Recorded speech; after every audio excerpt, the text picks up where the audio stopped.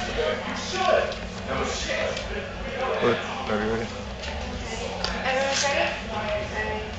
So tonight's your first show after having about 2 weeks off. What did you do while you were off? I moved into a new apartment with my girlfriend and went fishing. Yeah. That's what I did on my summer. It really wasn't even much time off though. Like, I came down to Florida in the Orlando area for like a week on vacation with my girl.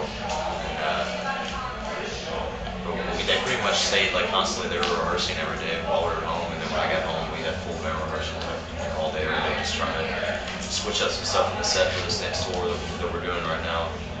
You know, we've been playing like the same set for like 4 months now, so we wanted to change a few things. Get a couple new songs started up too. You guys from out of Nashville. The most popular here in Nashville, they think country music. How were you able to overcome that perception and create such a huge fan base and break out of that hole? I mean, it's the scene in Nashville is like a really, you know, it's a strong scene, you know, for rock bands. I mean, you know, if you look at a lot of the bands now that really came up more in the mainstream attention from Nashville, Paramore, of course, Kings of Leon, Safety Suit, Red, ourselves. It's like the rock scene there started getting a lot of deserved attention, I think, and we happen to be, you know, one of those bands that, you know, got attention at some point and kind of helped put the rock scene there more up in the forefront instead of just country music. So it's cool now because a lot of people think of Nashville just as much about country, as rock as they do about country. Recording your first album, you got the chance to work with Dark Day singer Brett Hessler. What effect did you have on the band? Did he have, sorry? Then somebody called him the singer Dark Day instead of the bass player Free. Yes, that's awesome. We were definitely a younger, you know, band, and we never worked with a producer before, and he really opened our eyes, I think, to what we were capable of as far as songwriters, and he helped us realize what a song, you know, what's important in a song, that it's about a song, not about an individual part. And I mean, I think where we are as musicians individually, I think all of us would say that we owe a lot to Brett. When you re-released the album, did you record the other songs as well, or did you go to another studio? No, we actually we did Lollipop with Brett, and we were actually in the studio at the time doing some songs for the next record, just some stuff that we had written during our time off since Ron had joined the band, and Lollipop happened while we were in there, and it just kind of put everything on halt, and we hit the road again. But I think the plan is, hopefully, you know, this winter, I think we're going to go back in the studio and work with Brett again. When you're writing a song, how does it come about? What is the drive behind it? It usually starts off with an idea that one person has, and then somebody else will add something on top of that, and then we'll get like a verse going, and then we're like, okay, how do we go from there? We'll write another section. Just kind of builds off a jam, pretty much. Yeah, our writing process really varies. I mean, I've talked to a lot of other bands and seen a lot of other bands and how they write songs, and it's like we necessarily don't stick to any individual formula. There's been times when Ryan has came in and he just has like a lead line, and you know, usually the lead line isn't something that a songwriter is not going to. I can come up with a melody or something just based on his lead guitar part, and it turns into a song. And there's been a lot of times where everything's been written except for the vocal part, like this new song that we have now, and it's like that's the last thing on there. And a lot of bands don't write like that, so I think it really gives us a lot more freedom and opens up like how really creative we can be when there's no certain method we have to use to write a song. We've heard rumors that your band is writing a second album. Any truth to that, or can you tell us anything about it?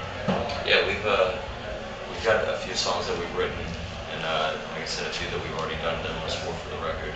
It's just right now with what happened with Lollipop all of a sudden out of nowhere, and with us re-releasing every now right now, I think really the best bet for us is to stay out on the road and tour, and get out there and play shows and get our name out there hopefully more. and then hopefully this winter be going to the studio. Like I said, we're very anxious to get in the studio. I mean, this record for us has been out for about almost 3 years now, so it's like we're really excited to be recording some new material. Well, a lot of you guys have tattoos. Can you give us any insight on them, the reason you got them, what it means? I got this one for an Elliott Smith song. He's one of my favorite artists. The song "St. Anne's Heaven," the lyrics like, "The moon is a light bulb breaking. It'll go around with anyone, but won't come down for anyone." So it's just a light bulb. And breaking. I got big Jimmy World tattoo here. It's me and my younger brother's favorite band. And this is the first half of a bridge. He has the second half of it on his left forearm. The same symbol. So. Yeah, no, I mean, so far everyone at our event's pretty smart to not get a tattoo that really doesn't mean anything to them. So, I mean, this probably the most meaningful tattoo I have right now is 8993 because I forget my PIN number on my credit card a lot, and that's it. So, that's probably the best one. No, it's actually my two brothers' birth years. But yeah, so far no one's gotten a really stupid, why did you get that tattoo? Oh, I don't know. Big tree. I'm glad. No, I'm really glad I got this one because it means I never get to wait tables again.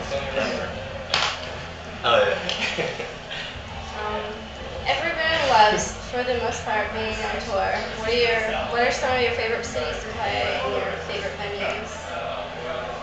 Machine Shop in Flint, Michigan is probably at the top of the list.